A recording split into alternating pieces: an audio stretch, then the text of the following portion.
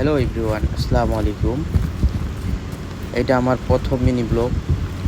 বাংলাদেশের শীতকে অনেক মিস করতেছিলাম, তাই ভাবলাম যে একটু হাইকিং করে আসি পাহাড়ের উঁচুতে।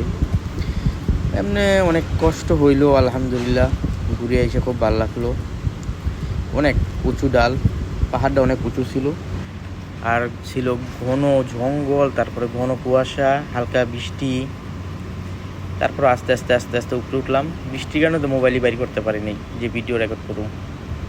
এই যে উপরের ভিউ খুব মিস করছি আর কি, অনেক সুন্দর ছিল। উপরে থেকে ভিউটা অনেক সুন্দর দেখা যায়, কিন্তু সে সৌভাগ্য হয় না এইখানে।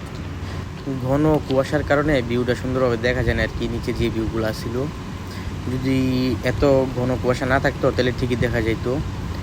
এইখান থেকে একদম ফ্রেশভাবে দেখা যায় আর কি নিচের যে ভিউটা আছে, কিন্তু ঘন কুয়াশার কারণে একটু দেখা যায় না। সাথে আবার বৃষ্টিও ছিল, আর লাগতেছিল অনেক ঠান্ডা, বাতাসও ছিল অনেক। কিন্তু অনেক দিন পরে এরকম ঠান্ডা পেলাম তো খুব ভালো লাগলো আর কি, এনজয় করছি।